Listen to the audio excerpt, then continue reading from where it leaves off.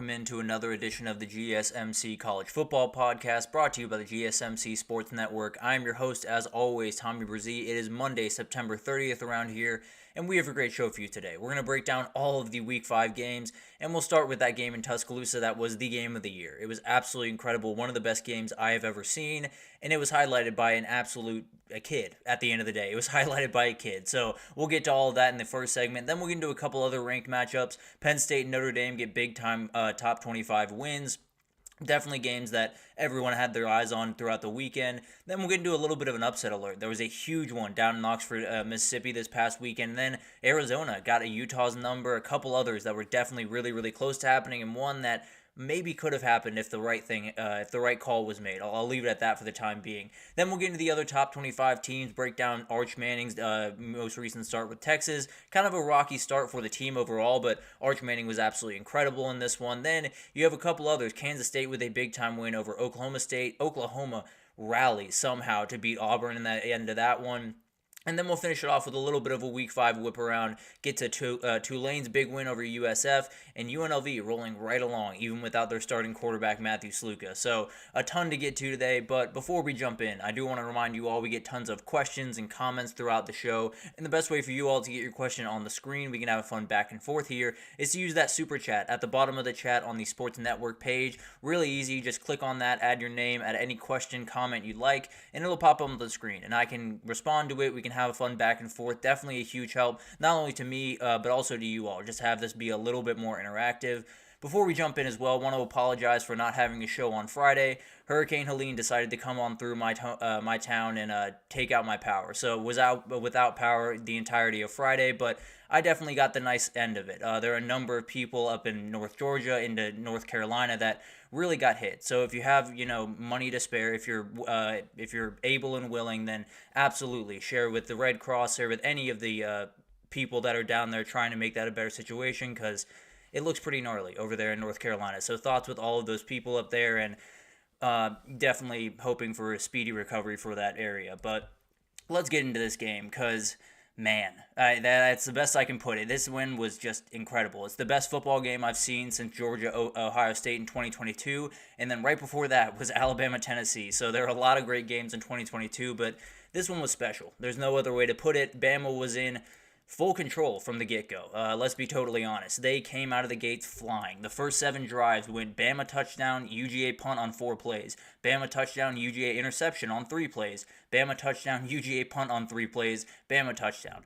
Just ridiculous. Absolutely insane. Remarkable game plan from Kalen DeBoer and this offensive staff to start the game. Nick Sheridan did a great job calling plays, and they ran outside the tackles a lot, and it benefited them a ton. So we'll get into all of that throughout the game, but remarkable start from this team. I could not say enough how incredible it was that they came out of the gate and just took Georgia to the woodshed. Georgia was out-coached, they were out-manned, they were out-athleted early on in this game, and it looked like it was over. Let's be totally honest. 28-0 early in the second quarter, 30-7 at halftime, 33-15 early in the fourth quarter, and then Georgia found a way back. And a lot of it was because of Carson Beck. Obviously, a lot of the reason they were in that deficit to begin with was because of Carson Beck and this offensive play calling. But overall, really, really remarkable to find your way back into the game. I've said it a number of times, and I'll say it a little bit later as well, frankly.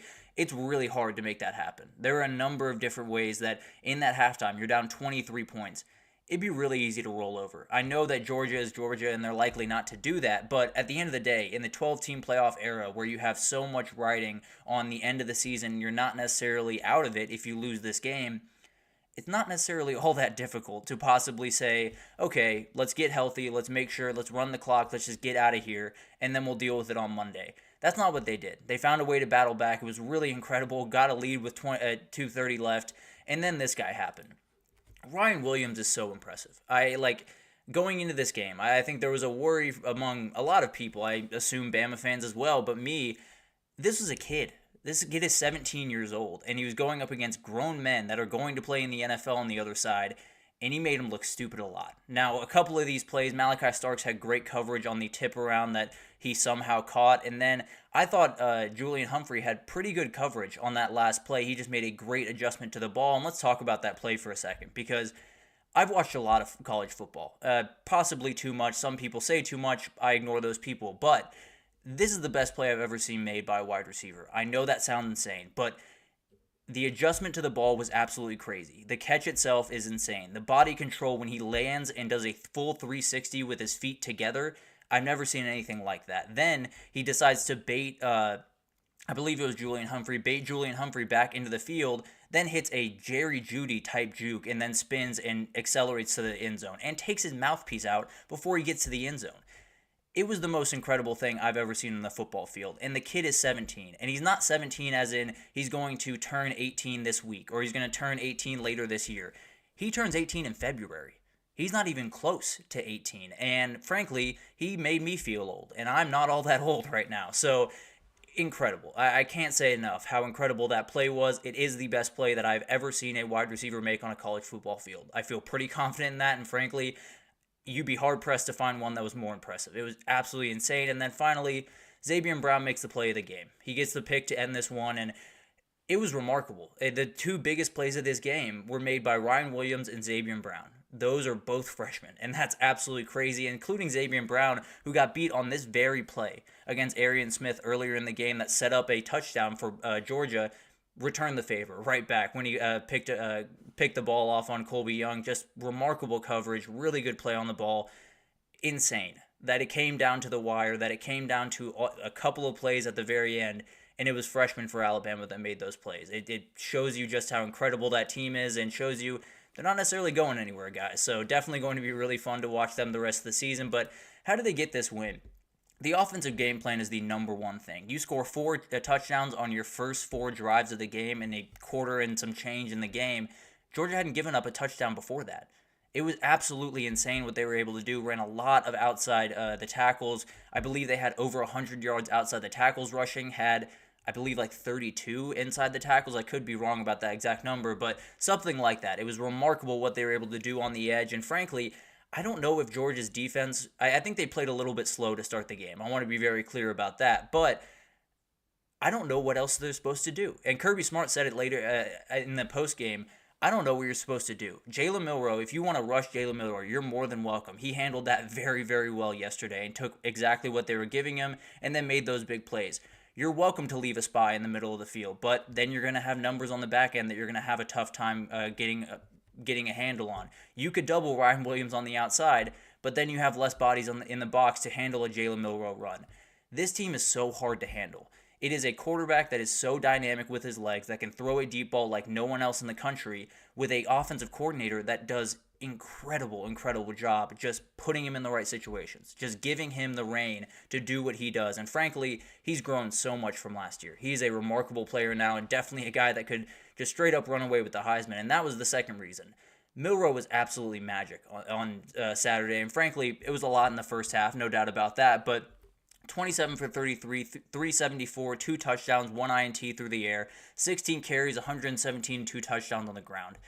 He was everything for this team. If they did not have even a little bit of Jalen Milroe on Saturday, they probably fall in this game because he made every single play when they absolutely needed it. And it was him and Ryan Williams really towards the end of that game that were making pretty much every single play. So if he's going to win the Heisman, if he goes on and finds a way into New York and gets that big time win, this will be the reason. This will be the moment that everyone turns to and says, he beat Georgia in their home stadium with so much on the line, and we'll talk about that here in a second. But finally, the composure of this team was really remarkable. There are very few teams in the country that can come back down from 28 down or 23 down at halftime and take a lead with 2:30 left. UGA was able to do it.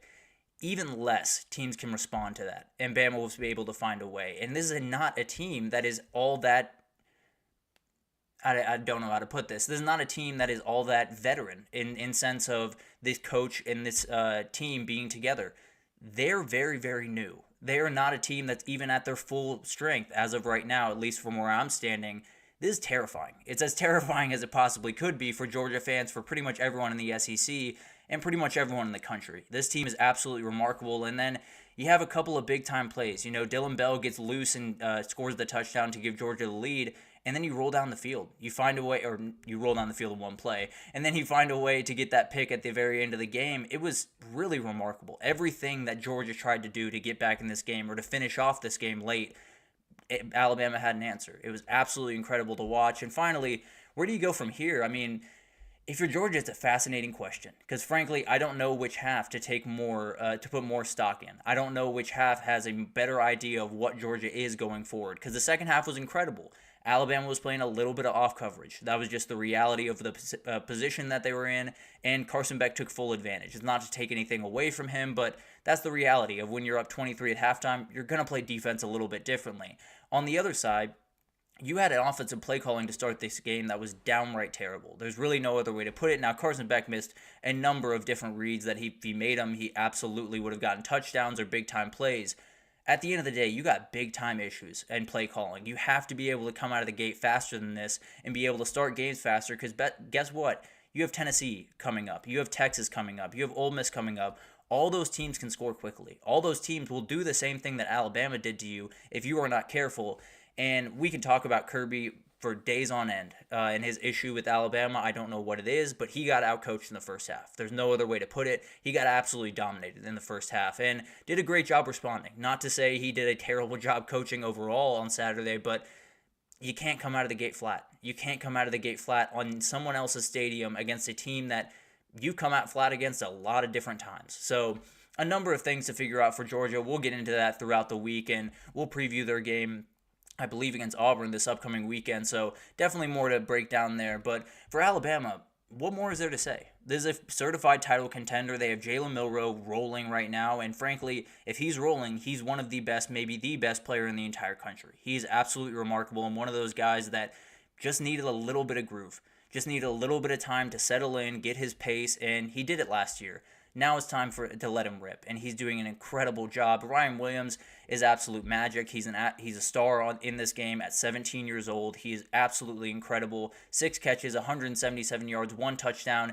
He was a little bit of kind of out there on an island by himself. 11 players caught catches, so it wasn't that they didn't spread the ball around, but probably need to find another guy to get 50, 70 yards a game to go along with Ryan Williams just to make it a little bit easier on you down the stretch, but man, there's nothing else to be said, right? It's really, really incredible what Alabama was able to do on Saturday, and even when Georgia found their way back into the game, they responded right away and then got a big-time stop. So I don't know what else I can say here. I think when you talk about Kalen DeBoer and what he's been able to do in such a short time over there at Alabama, you can't say enough good stuff. You really can't. They lost so many players to the portal. They lost Caleb Downs. They lost Isaiah Bond. They lost so many players and found their way back to this. They found their way back to being the best team in the country as of right now. It's really, really incredible to watch and cannot wait to see them go the rest of the season. Obviously, plenty of hurdles to come, and we'll see if they can get over those, but they just got over maybe the biggest one on their entire schedule on Saturday and did it in kind of emphatic fashion, at least in the first half. So it's going to be awesome to watch those two teams. We'll see how Georgia rebounds against Auburn, and a lot of questions around there, and we'll get into that throughout the week. So incredible. That's my final word on this. Absolutely incredible. One of the best games I've ever seen, and definitely the game of the year thus far. So going to be awesome to watch those two teams finish out the year. But let's take our first break here. And when we come back, we'll get to the other two big-time games from this past weekend. Penn State got a big-time win over Illinois, although a little bit ugly at times. And then Notre Dame got a pretty close win at the end of the day against Louisville, although score makes it look a little bit closer than it was. So we'll break it down right after this, so stick with us. I feel like I'm losing my mind. Is everybody in the world blind? Please, Lord, give me a sign, a sign. I feel like I'm losing my mind. Is everybody in the world blind? Please, Lord, give me a sign, a sign.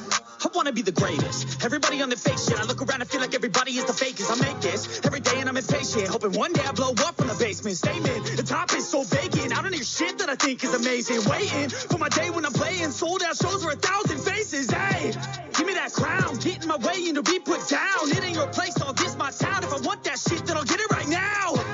I'm losing it, the news it fits. I'm losing shit, a stupid myth. You choose to live or choose to dip. You choose to fight or lose your grip and lose a gift. I feel like I'm losing my mind. Is everybody in the world blind? Please, Lord, give me a sign, a sign. I feel like I'm losing my mind. Is everybody in the world blind? Alrighty, welcome back everyone. We just talked about that crazy game down there in Tuscaloosa this past weekend. Definitely the game of the year, one of the best plays that I've ever seen from Ryan Williams to finish that one off. So incredible, cannot wait to see possibly those teams again, but cannot wait to see a number of other matchups coming up. Georgia against Texas, Tennessee, Alabama, which is on the same weekend. So a lot coming forward for those two teams, but remarkable game down there in Tuscaloosa. Now let's get into a couple other wins because Penn State, Notre Dame got big-time top 25 wins this past weekend, and they did it in kind of interesting fashion, especially Penn State, because this was not the normal Penn State, at least the one that we've become accustomed to early on in this season. It was a little bit back to kind of factory settings, if you will. It was a lot of running the ball, not a ton of explosive, just kind of working your way down the field and getting a pretty ugly win at the end of the day. But at the end of the day, it is a win. So huge for them, absolutely something that you got to be able to win multiple ways. And knowing that they can win running the ball and playing defense is a huge feather in your cap. There's no doubt about that. So Illinois did not play their game. They kind of got their game taken from them. It was nothing on the ground, multiple turnovers, lost time of possession, everything that you need to do if you're Illinois to win this game, they just weren't able to do. And it's definitely something that you kind of felt was coming at some point for Illinois. I think they're a really, really good team, and I think they're going to be dangerous going forward. They got Michigan in a couple of weeks, so that'll be something to watch. But when you watch this team, I think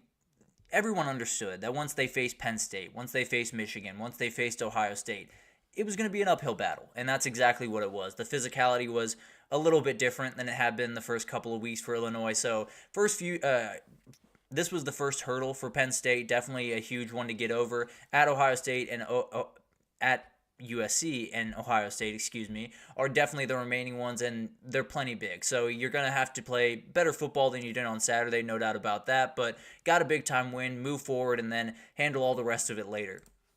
How did they win this one, though? The two-headed monster came back out, and frankly, I'd been waiting for this a little bit this season. Katron Allen and Nicholas Singleton are just downright special. They combined for 34 carries, 196 yards, 2 touchdowns. These guys were absolutely incredible, and frankly, they were the reason that they won this game. If they were not out on that field, it probably would be 7-7, and no one would be able to get in the end zone, and we might still be playing right now, because these offenses did not get going by any means. But the running backs for Notre Dame did save them and got them just a huge, huge win at home. And then you had no running room for Illinois, which obviously was a huge part of their game, has been the entire year, and it was D-line domination. They pushed around a really solid unit for Illinois for the entirety of the game, 32 carries, 34 yards. The only positive rusher was Caden Fagan, and he only had 13 carries because of the flow of the game, because of how hard it was to get some of these guys carries throughout this game. And then you had the pass rush for Penn State. It was absolutely incredible. Abdul Carter made a couple of mental errors early on in this game, a couple of offsides, things like that, but 7 tackles, 2 sacks, a forced fumble, plenty makes up for that. He was absolutely remarkable. Definitely one of those guys that if you can continue to come on, they have every chance to beat Ohio State. They have every chance to go to the playoff and possibly make a run there. He's so special and definitely one of those guys to watch. And then as a total, you got 7 sacks, 13 tackles for loss. Just absolute domination from this pass rush, and something that Penn State's likely going to need a lot going forward. So where do they go from here? I think for Illinois, you just took their first punch in this 4-game stretch, and frankly, it's not going to get a ton easier. You do have a bye week, and then you get Purdue, so should be able to get right a little bit there. Then it's Michigan and Oregon, so it's a huge stretch. If they can possibly go 2-for-1 in the next little bit, if they can beat Michigan somehow or somehow beat Oregon, I don't know. They're still a team that's very much in this race, and it's going to be really fun to watch them go over the next couple of weeks. A little bit worried about this team in terms of the line of scrimmage. If they're going to get rolled over on the defensive line the way that they did in this game, Michigan's going to tear them apart, Oregon's going to tear them apart, but plenty still ahead for this team, and definitely plenty to figure out. Penn State, this is huge. I understand this is not the score that you wanted. I understand this is not the way that you wanted to win this game. This is a game that they lose in the past. This is a game that sneaks up on them and absolutely kind of torpedoes their season in a number of different ways because of how lackadaisical they have been in some of these games in the past. They were able to handle this. That is what you take and you run with it. Don't worry about all of the other stuff. Don't worry about the nuances of this game that weren't great. I'm not going to lie to you by any means, but at the end of the day, you got a big-time win. You got to go UCLA next, coming to you, thank goodness, and then you got to go out to LA to play USC. That's the one where you get in the fast track for a CFP berth, but plenty to figure out before you get there, that is for sure. And then you got Louisville, Notre Dame, and this one was really interesting. Really impressive win for Notre Dame in my mind. I think they found some openings in the pass game, which was absolutely huge. The defense is flying around as they do. They're really remarkable, and it sets up a great matchup possibly at the end of the year that could just be a CFP on the line for them against USC. And then you had a really, really awesome job for Notre Dame to try to take the air out of Louisville's tires. You had a huge run from Tyler Shuck that was negated by a fumble forced by Jaden Osbury. You had turnover on downs, 5 plays, 21 yards the very next drive, and then for first play touchdown. They did an incredible job of just not letting Louisville really get rolling. They got a couple of big plays, and then Notre Dame would take the ball back. Louisville gets within one score, and then Xavier Watts gets a pick. It was remarkable to watch this team just respond and be able to kind of just, whenever Louisville had a punch, they had a counterpunch. It was really remarkable to watch, and more than anything for Louisville, just too many self-inflicted wounds. It felt like a team that had not been tested yet, and that's exactly what we got. So definitely a lot to figure out. Still plenty in front of them. Definitely can be a player in the ACC, but a tough loss here and plenty to figure out over there at Louisville. How Notre Dame was able to win a balanced offense for the first time this year. And I understand they were able to do it against some lesser opponents, but the reality is they need this throughout the rest of the year. They had 163 through the air, 120 on the ground, only 6 incompletions, 4 yards per carry. It was exactly what you wanted it to be. It's the formula that they're going to have to do going forward, get enough on offense and then play really, really good defense the entire day. They got plenty on offense in this one. And then build a buffer early. I think there's another thing for Notre Dame that they're going to have to do the rest of the way. Fell down 0-7 early, but then 21 straight points and never looked back. And it's really because this run game is going to be good. It's going to be dangerous with Riley Leonard, with Jeremiah Love, with Jadarian Price. All of these guys are going to be really hard to stop. If Notre Dame gets up by 2 scores in pretty much any game this year, you can almost book them as a winner because it's absolutely huge for this team and they can just run the ball all over you to finish out that game. And then finally, bend but don't break. This was probably the biggest thing in this game. There were a number of different chances that Louisville had to possibly put points on the board and make this more interesting. I mean, they had drives of 48 yards, 60 yards, 45 yards, and a couple more over 30. They ended in an INT, a turnover on downs, and a punt. They absolutely have to do better than that, and a huge thing for Notre Dame because there were a number of different chances Louisville had to really kick this door down and possibly make this a real game, and Notre Dame just had an answer. Really remarkable stuff from this team, and where they go from here, I think, for Louisville, you're still in okay shape. I understand this one's a tough loss, but the reality is you start conference play next week. You have no in-conference losses with the win over Georgia Tech last week. You play a good SMU team that's surging right now. Then you go to Virginia before the big one against Miami. If you can split between Miami and Clemson the rest of the year, you're very much in the conversation for an ACC title berth. You'll knock out one of those teams and you'll be able to join the other, possibly in the ACC title. So still plenty on the table for this team. I think they're still finding themselves. I still think they're trying to figure out who they are offensively and defensively. But at the end of the day, still plenty on the table for this team. Still very, very dangerous downfield. And one of those teams that if Miami or Clemson don't come ready at the very beginning of those games, maybe Louisville's up 14-0 before you know it, and they have a couple of big plays, Ja'Cory Brooks, and things change in a hurry. And then for Notre Dame, this was huge. There were a number of different places that this season can go wrong the rest of the way. This was probably the biggest one before you get to USC, and they were able to get through it. Now, you do have Stanford, you got Georgia Tech and Atlanta, you got Navy and Army who are playing really good football right now, and then you got USC to end the season. I'm not even going to include Florida State because I'm just going to mark that down as a win, and we'll get to them probably tomorrow, honestly, more than anything else. But really huge win for Notre Dame. I think it's one of those things that you just saw what your team can be. You just saw what they can be on offense. You just saw what they absolutely are on defense. You saw what this team has a capability of being, and frankly, if you can bottle that up and you can continue that throughout the rest of the season, there's a number of things that Notre Dame can do. I know that NIU game was really ugly, and I've said with my chest, and I will continue to say it, I think that should eliminate them from the playoffs, but it doesn't. You're very much still in the fight, and you very much can put together a great season the rest of the way and be the 5 seed, be the 6 seed, and be very much in the conversation for a national title. So huge win for this team. I think when you look at the wins from this past weekend, this one might get a little bit lost in the shuffle, but absolutely one that Notre Dame needed, and they got a huge one, no doubt about that. So really impressive wins from these two teams. I think when you look at these games, didn't necessarily beat you over the head, didn't necessarily send a huge statement for either of these teams, but when you can get a top 20 win, you absolutely take it and you run with it. You got plenty to figure out at those two places, but a big win is a big win at the end of the day. So huge for both those teams. I think it's going to be really fun to watch them the rest of the year and see if they can possibly make playoff runs, and maybe they'll just meet in the playoff. Who knows? But let's take our second break here. And when we come back, we got to talk about upsets because we had a huge one down in Oxford. We had another one up, I believe, up in Salt Lake City. I could be wrong about that, actually. And then we had one in Blacksburg that maybe should have been. But we'll get to that right after this, so stick with us. Looking for your daily fix of sports talk without having to pay for it? GSMC Sports Network is available on YouTube. Just search GSMC Sports Network. Get your fix of daily sports talk shows on YouTube, absolutely free. NFL, college football, NBA, MLB, MMA, UFC, fantasy football, and so much more. GSMC Sports Network has shows running all day long, with new sports shows starting every 2 hours. Just like on your favorite cable sports channel, except GSMC Sports Network is absolutely free. Just search GSMC Sports Network on YouTube to catch one of your new favorite shows, like the GSMC College Football Podcast, Chip Shot Football Podcast, Hoops and Heels Women's Sports Podcast, GSMC Basketball Podcast, and so many more.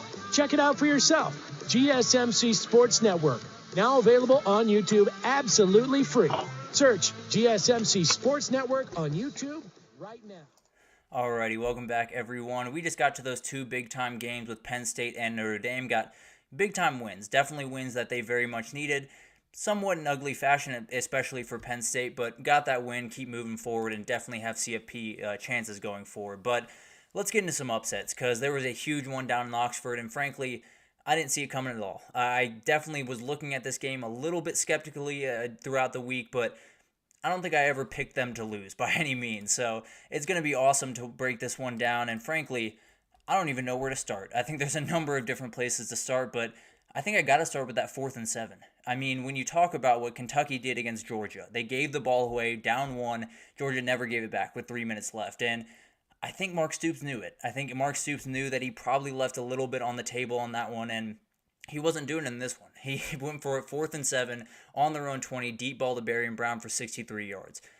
Remarkably gutsy, and not something that I thought Mark Stoops would ever do. So really, really impressive. Brock Vandegrift played really solid football in this one. Wasn't perfect by any means. Definitely has a number of things to figure out, but he kind of slung the ball around. He kind of did exactly what he was brought there to do, which is throw the ball confidently in rhythm, and he did a really solid job of that. Obviously, 20 points is probably what you're going to get from Kentucky going forward. There's probably the formula if they're going to beat some of these teams is possess the ball, get a couple of big-time plays, and then absolutely, play incredible defense, which is exactly what they did. This D-line is really, really dominating. Incredible job from them on Saturday. The physical linebacker play is incredible from De'Eric Jackson and Pop Dumas Johnson. Really incredible players there.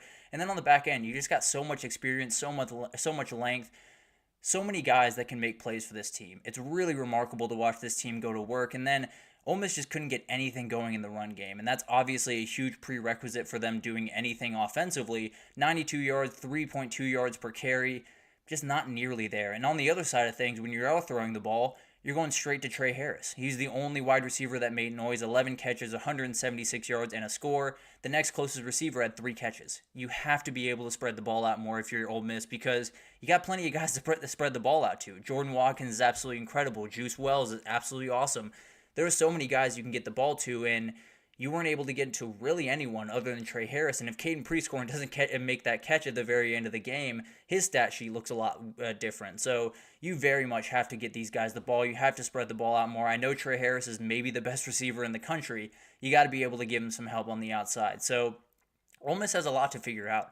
They are not physical enough on the O-line right now. They're not even close to physical enough. If they're going to play Georgia, if they're going to play LSU might be a little bit easier, I'll be totally honest with you. But there are a couple of different teams that if they're going to play this way on the O-line, they're going to have a lot of games like this, where they leave a lot on the table, where the offense never really gets going, and they lose to a team like Kentucky that, by all accounts, they should absolutely beat. So definitely a huge loss for them. I think this is not a title team right now. We came into the year feeling pretty confident in them, but definitely a little bit skeptical, felt a little bit better throughout the last couple of weeks. This was their first big test, and they came up flat. They did not play physical football. They did not play good football by any means. The offense was very stagnant and really only attacked by one guy, really, in Trey Harris. It was just all over the place. I think they have a really tough road ahead with LSU, with Georgia, so you got a lot to figure out. There's no two ways about that. For the Kentucky team, I mean, you could be 4-1 right now with wins over Georgia and Ole Miss. I know that Georgia game went a little bit sideways and got away from you, but at the end of the day, this is a good team. This is a team that's going to be really tough to deal with just about every team that's going to face them, and I cannot wait to see what they can do the rest of the year. And then we had another one over there in Utah because Arizona went up there and just got a win, just dominated them on defense, and frankly, it sounds like that's the story of this game. Cam Rising, you had one game without Cam Rising where you could play elite defense, handle everything in front of you, and be able to get the win. You need Cam Rising back. Isaac Wilson was 50% completion on the day, 2 interceptions. Only consistent target was really Dorian Singer in this game. They have a number of things to figure out, and the number one is definitely getting Cam Rising on the field. As for Arizona, they found another pass catcher, which is absolutely huge. Keon Burnett is absolutely an incredible tight end. 5 catches, 76 yards, and a score. Incredible score. Noah Fafita threw an absolute dart on that touchdown. But if you can get someone to go along with T-Mac in this offense, you're going to be much more dangerous. And it sounds like they might have gotten their guy. Going to be really fun to watch this offense go forward the rest of the way. And on the defensive side of the ball, the D-line was incredible against a really, really physical attack for Utah. The 2.9 yards per carry, 84 yards for Utah. I mean, when you're putting that much on Isaac Wilson's shoulders, you're not really going to be all that successful on offense. So definitely a huge win for this team. This conference just got another twist, and they've gotten a number of others throughout this weekend that we'll get to a little bit later. But man, absolutely massive win for Arizona. Gets them back into the fight. For Utah, you got a lot to figure out. You were the consensus number one team in that conference. Now you're somewhere in the pack, and it's going to be incredible to watch that conference come down to the wire. But man, what a game, and definitely a huge win for Arizona. Gets them back at least in the fight. And then you had this one, and man, I'll get to this one pretty quickly here, but more than anything, I want to get to the catch before we get to anything else. To me, that was not a catch. I'll say that from the jump. I do not think that was a catch. At the same time, you cannot overturn that, because I cannot say confidently that that was not a catch. I cannot say confidently that I saw enough on the video replays to say that absolutely was not a catch. If you call it a touchdown on the field, it should have been a touchdown on the field. That's the end-all, be-all on that. I don't really see another argument, if I'm being totally honest. But at the end of the day, this is the Virginia Tech team that I expected to see this entire year. And it took them a while to get here, for sure. But Kyron Jones made tons of off-schedule plays. Byshell Tootin had 141, 2 scores, really, really special. And then you got multiple players involved. 6 players with at least 3 catches in this game. Did an incredible job, and a really dangerous team going forward.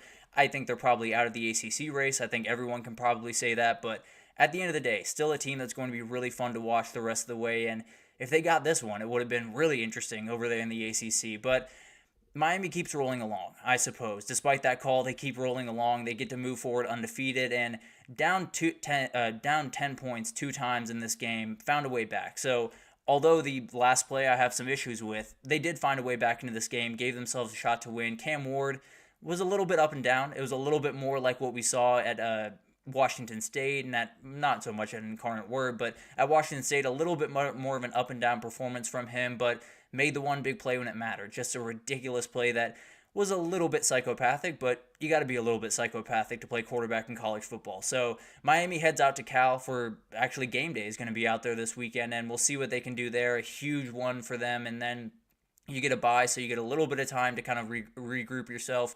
For Virginia Tech, I don't know how you bounce back. I got to be totally honest with you. I don't know how you look at what happened on Saturday and not say I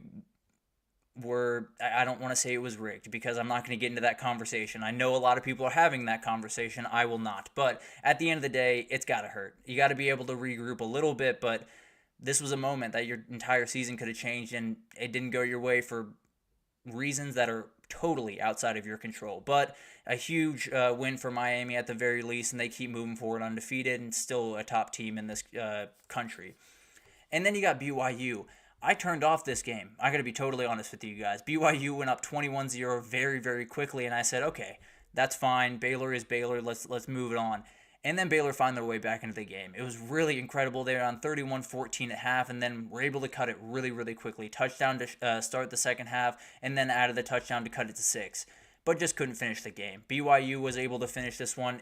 BYU's just a good team. I think it's one of those things that I don't think anyone really saw it coming going into the season, but they're 2-0. They're at the very top of the conference with Colorado and Texas Tech. That is where the Big 12 is right now. Absolutely insane conference, and definitely one that is going to be really fun to watch going forward. BYU had 4 touchdowns on the first 4 drives. They had as many field goal drives as interceptions the rest of the game. You got to figure that out. You can't just start fast and then decide you're going to sit on your laurels. You have to be able to finish games throughout, especially in the Big 12 when there's no one that really stands out among the rest. You're going to have to make sure that you keep your wits about you throughout an entire game. But at the end of the day, got to win, move forward, and definitely still very much in the conversation for the Big 12 title.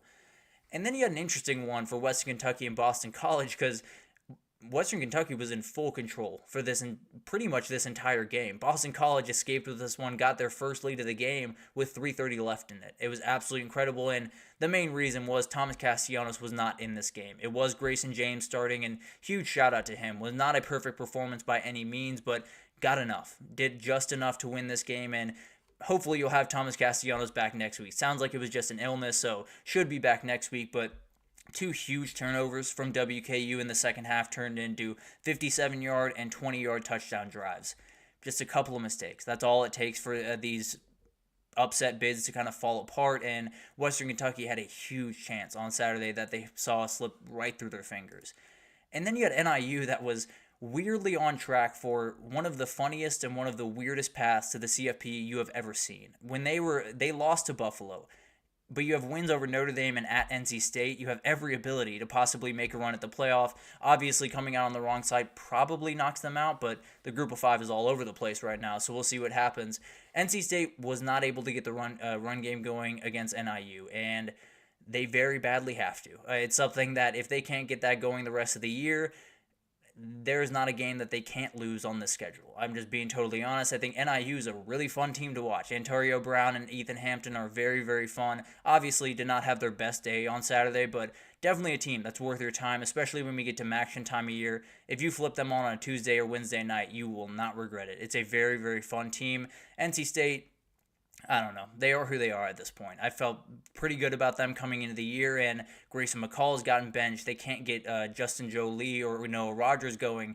They can't get anyone going. It's absolutely atrocious over there, and definitely a ton to figure out, or they're just going to be another team in the ACC. So a bunch of huge games. I think when you look at the upsets around the country, obviously the 2 big ones, Kentucky and Arizona, getting those big-time wins, but there were a number of others that were very, very close. If one bounce of ball play goes the other direction, they're very much in it and possibly have a win on their schedule. So very, very close games. Really fun to watch that. But let's take our third break here, and when we come back, we're going to do a little bit of a breakdown of the rest of the top 25 teams. What did they do this past weekend? USC was able to get over a little bit of a scare from Wisconsin. Kansas State got a big-time ranked win over Oklahoma State. A lot of things to break down, and we'll do it right after this, so stick with us.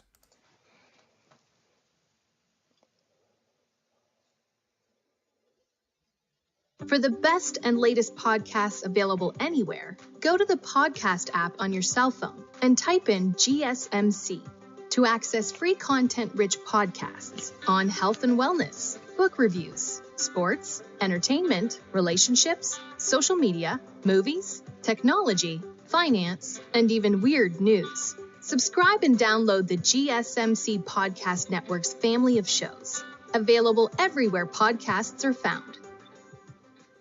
Alrighty, welcome back everyone. We just talked about some of the upset bids, including one that came through with Kentucky getting a big-time win over Ole Miss, and the Rebels got a lot to figure out, I can promise you that. But let's get to the rest of the top 25 teams. There were a number of big-time games this past weekend, a number of teams that let teams back in it a little bit too much, and we'll get to that here in a second. But let's start with the number 1 team in the land. Well, not anymore, but they were going into this game. Texas gets a big-time win over Mississippi State.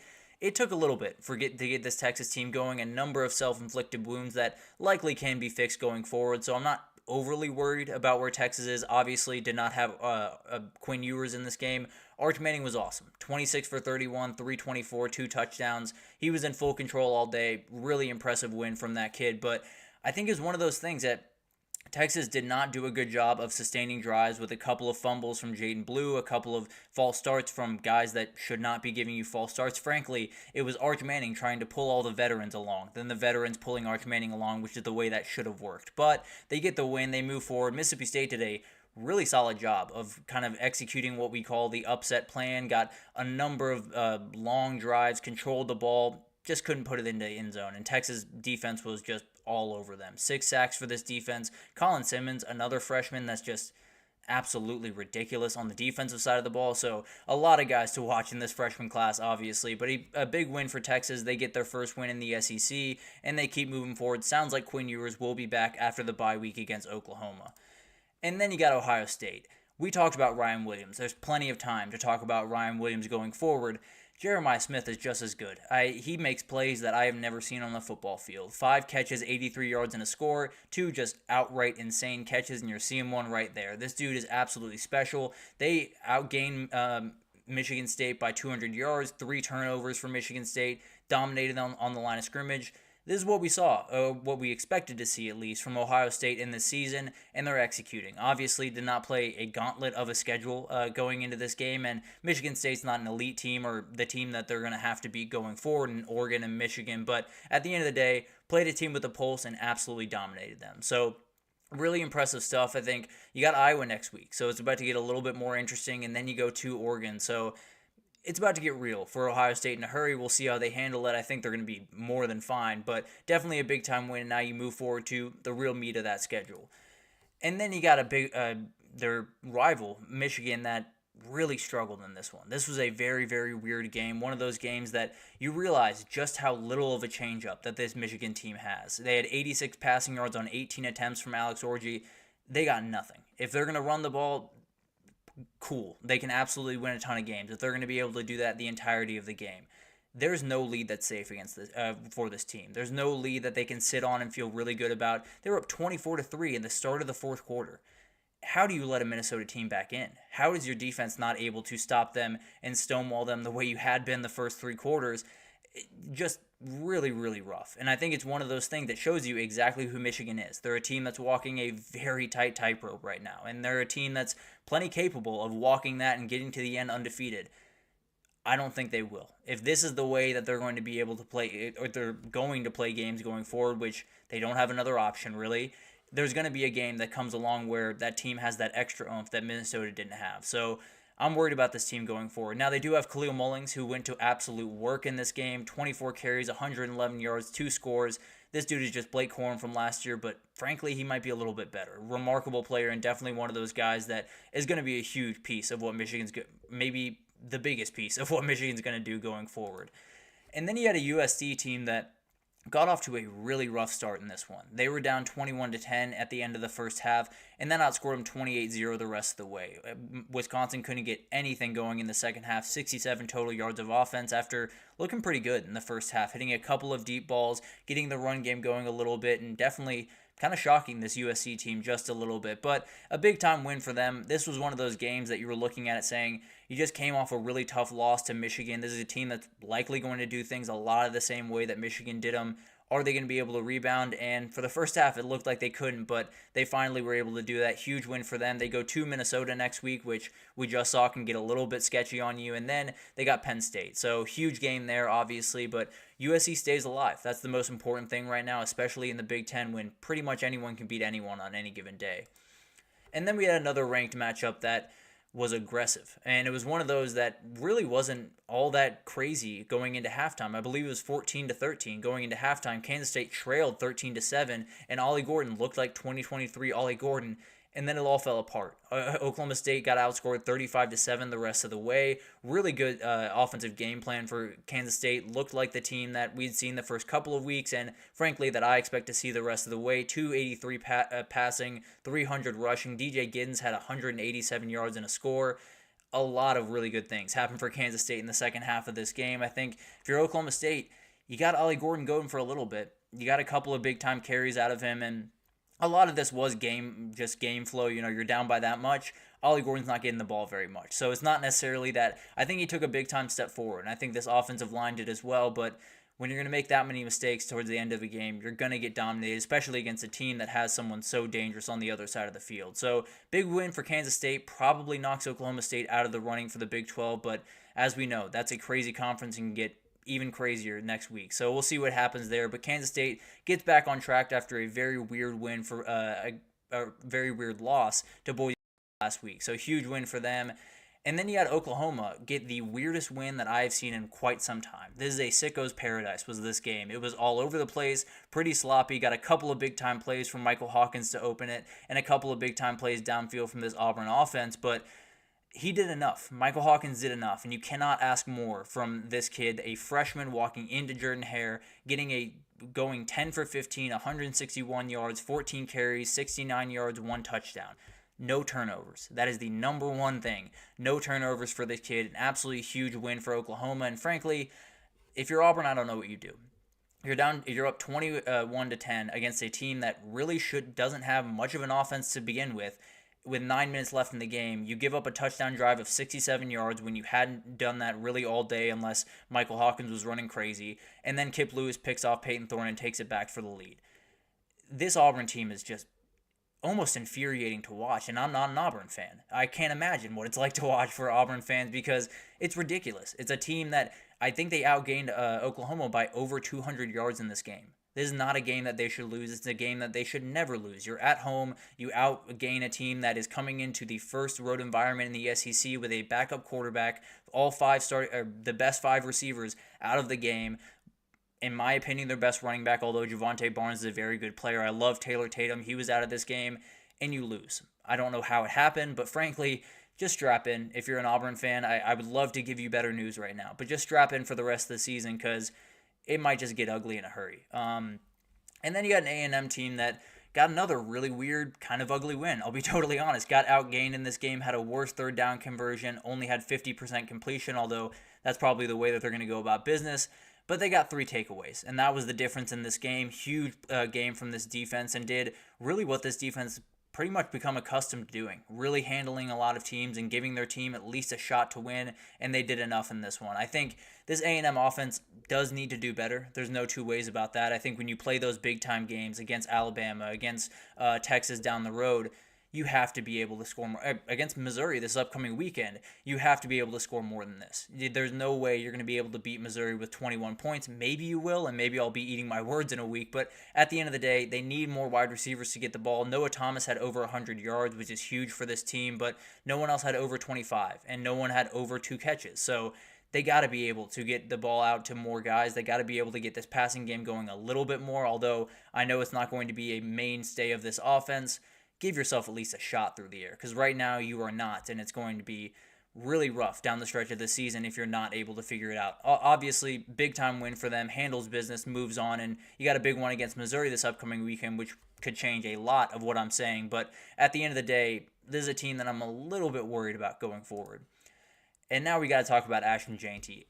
My God, this kid is incredible. He is an absolute superhuman. He's 5'9". Frankly, I've been trying to figure out a comparison. I've been trying to figure out a comp, and frankly, I don't even know if this one's all that good, but he runs like Todd Gurley with more physicality, and I don't know how that's possible. He is so incredible. He can hurdle over you. He can juke you in open field. He can run through your face. He is absolutely incredible. He is one of the best running backs I've ever seen on a college football field. I don't care that he played Washington State. I don't care that he hasn't played those big-time teams. When he did against Oregon, he tore them to pieces. And I got to be honest, I can only imagine what those NIL offers were from some other schools this past offseason. Not saying that I have any information, obviously, but at the end of the day, they had to be astronomical numbers. But 26 carries, 259 yards, 4 touchdowns, has had over 250 in 2 games, over 120 in the other 2, 10.3 yards per carry, 6 touchdowns against Georgia Southern, 3 against Oregon, 4 on Saturday. He's magic. He's above the pace right now that Barry Sanders was on in his record-setting season in 1988. But at the end of the day, Barry Sanders really kicked it up a notch. Once he got into conference play, we'll see if Ashton Jeanty can do the same thing. But man, this kid is absolutely incredible. And Boise State, still a team that has plenty to do with what the G5 is going to be this upcoming year. We'll talk about the team that they're going to have to go through here in a second. But really, really remarkable stuff from this team. And frankly, if Ashton Jeanty keeps running the ball that way, I don't know if they're going to be beat. I got to be totally honest. I don't know if they're going to be beat the rest of the way. And then you get into the CFP. If you have a player like that who will be the best player on the field, pretty much bar none, unless they play a very few select teams, this kid could take over the game and win it for you single-handedly. So Boise State might be one of those teams that not only could make the CFP as a group of 5, but maybe get that one big-time win. It's because of Ashton Jeanty, because of how incredible he is. So a lot of really remarkable games. No two ways about that. I think when you talk about that Kansas State win, very much needed. Gets them back into the hunt, puts them pretty much right where everyone else is. I mean, you have BYU, Texas Tech, and Colorado up top, believe it or not.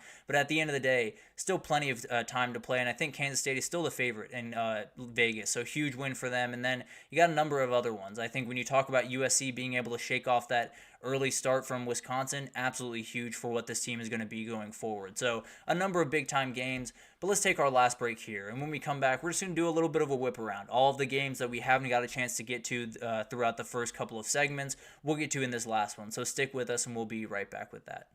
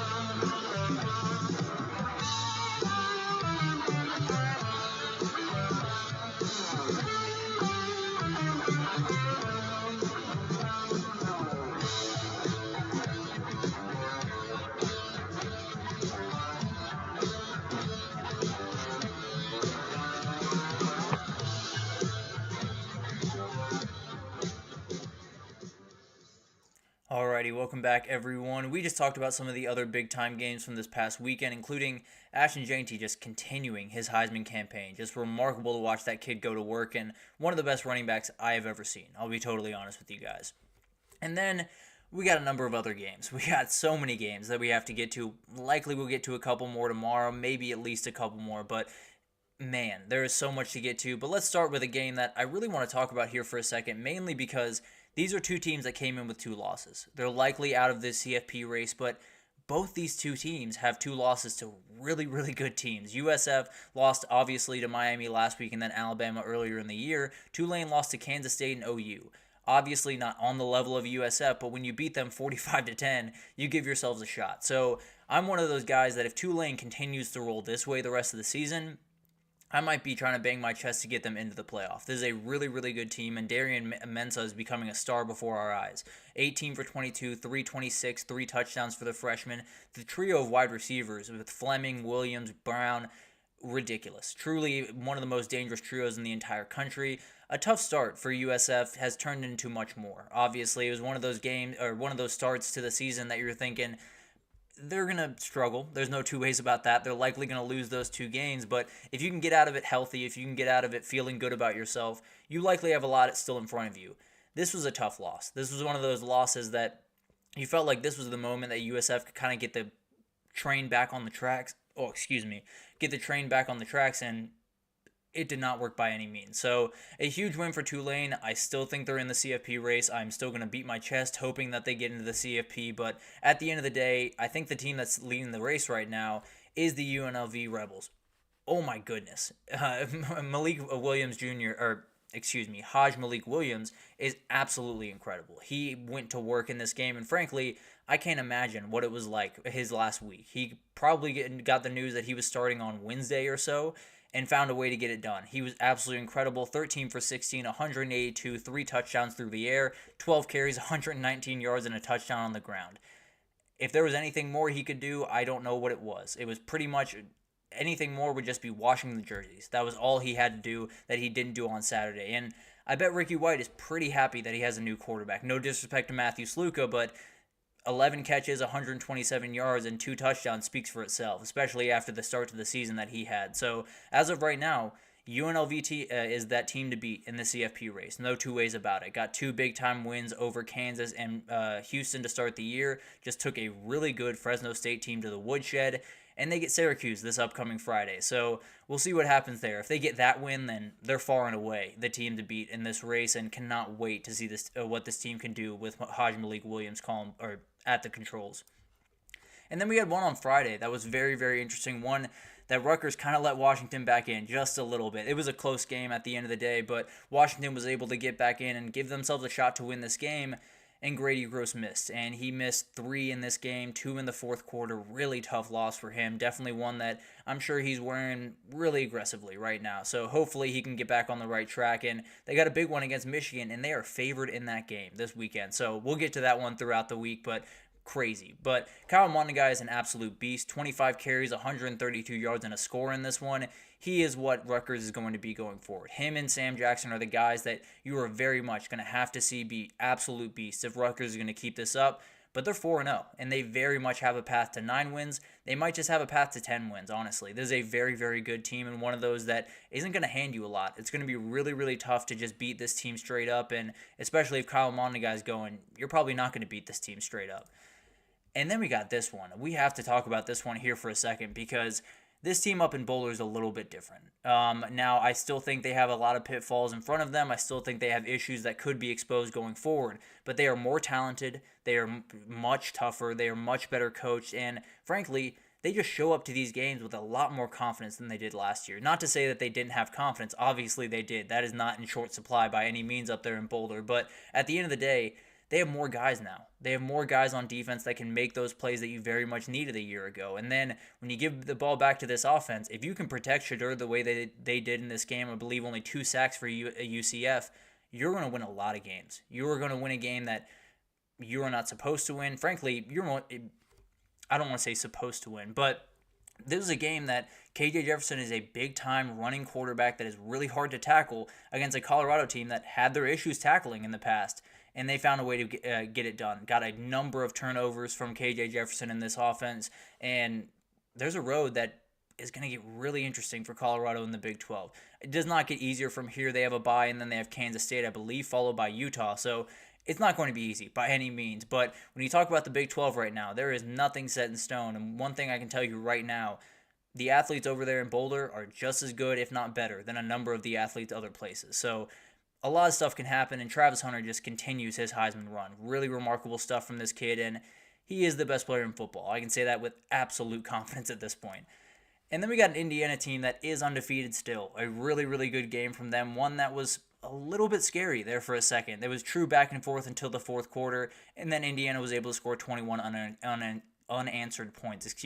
Many mistakes, but did a great job bouncing back. A really, really good team. One of those teams that I think you just got to circle more and more. They're really, really fun. You have a really good quarterback in Curtis Rourke that made a number of mistakes early on in this game, but was able to bounce back. Elijah Surratt catching balls, really impressive. This is a good team. This is a team that probably won't have much to say in the Big Ten. I say that, but they don't get Oregon or USC. They get Michigan and Ohio State towards the end of the year, and with a bye in between, if you split those, then you're very much in this conversation. It's a very weird race up there in the Big Ten, and Indiana's a huge reason for that. So Curtis Rourke obviously did not play his best game. A couple of tough interceptions, especially that first one, and a fumble.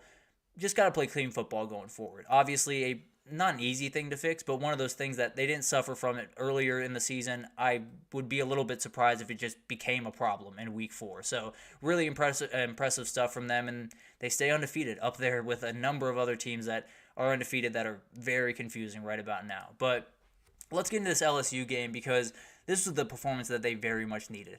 They needed one to just kind of cleanse the senses, let them feel a little bit better about themselves, and that's exactly what they got in this one. The offense looked really good. The defense looked better than they have pretty much all year, and this is a South Alabama team that can really score points. I know they're not necessarily physically to the level of LSU, but absolutely, they're a team that can score points on you, and I expected them to score 20, 25 points on this team. They were able to hold them to 10. So huge performance from LSU. Caden Durham, their freshman running back, is an absolute star. 7 carries, 128 yards, and a touchdown rushing. 3 catches, 89 yards, and a touchdown through the air. He is everything for this offense right now. And frankly, if you can get a little bit of a run game going with that offense throwing the ball, man, watch out for the entire rest of the SEC, because the reality is that Ole Miss game just became a little bit more attackable, and then you only have Alabama coming up. So this could be a team that makes a little bit of a run in the SEC. I don't know if they're going to make the SEC title, but a lot still on the table for this LSU team. South Alabama is 2-3 right now, but man, I still like them in the Sun Belt. I still think this is a very dangerous team and one of those that can absolutely make some noise in that conference.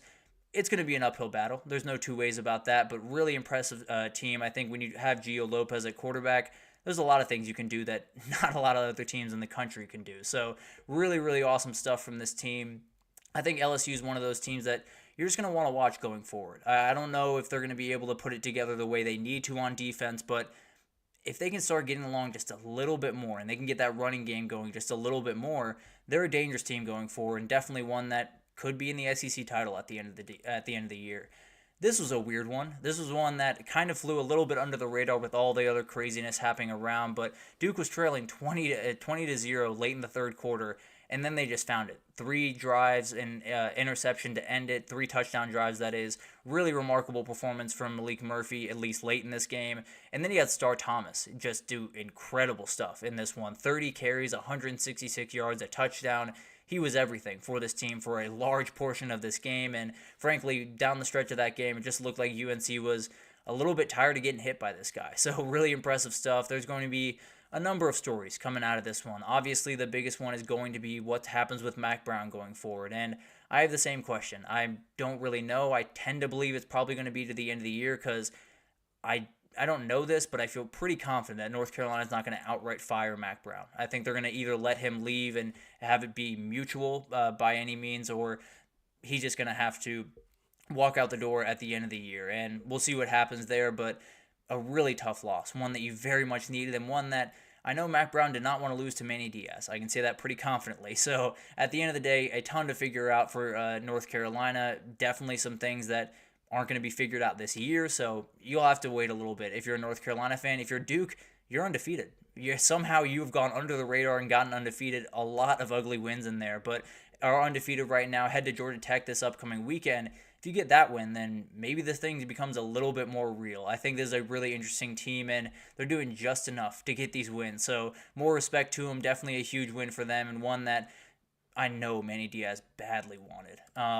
And then we get to the Iowa State team because they're the most consistent commodity in the Big 12 right now. They're the only one that's not up and down on a weekly basis like crazy. They're making a number of big-time plays in this game. And frankly, this one started pretty ugly. 8 straight punts in this game. So not necessarily the great start to this game that we wanted, but it really opened up in the second half. 2 long touchdown drives with a field goal in between gave Iowa State a really comfortable edge. And during that time, their defense forced a turnover on downs, a forced fumble, and an interception. So did exactly what you needed them to do, and obviously did with that 0 on the board for Houston. And Iowa State is the leader in the clubhouse in my mind in the Big 12. I know Kansas State is technically the leader in the odds, but this is the team that's played the most consistent football thus far, and in the Big 12, that might just be what you need as of right now. It just might just be, can you show up every single week and play the same type of football, play the same level of football?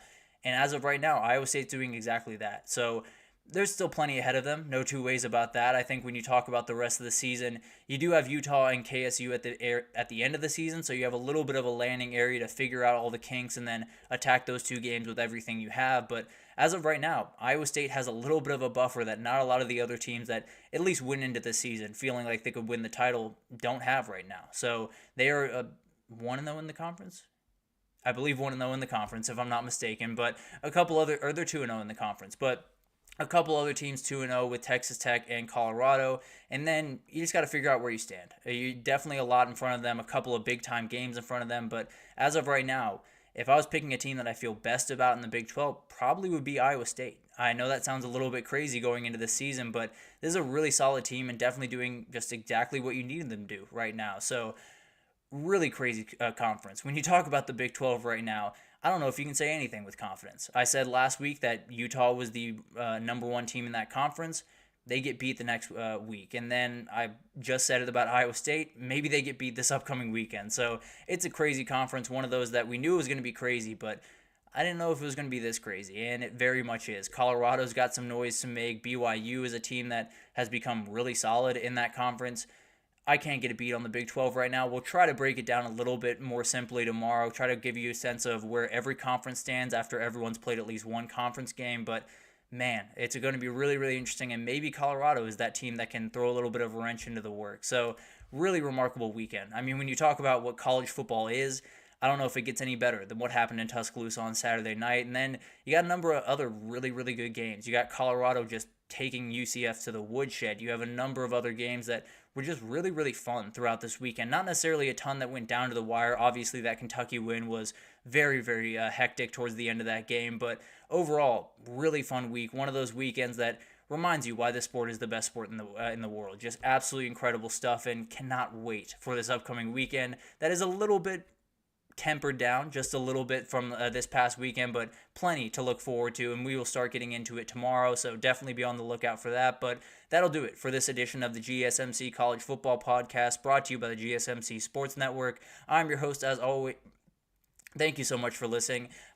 Please remember to subscribe to the show, leave a positive review. It does make a huge difference for us. Also, follow us on Facebook, Twitter, TikTok, Instagram, all the social pages for all the content and updates you could possibly need. We have really incredible people doing awesome work across every single sport you could want. So anything in the world of sports, come on over to GSMC and we have you totally covered. But thank you once again for listening, and you guys have a nice day.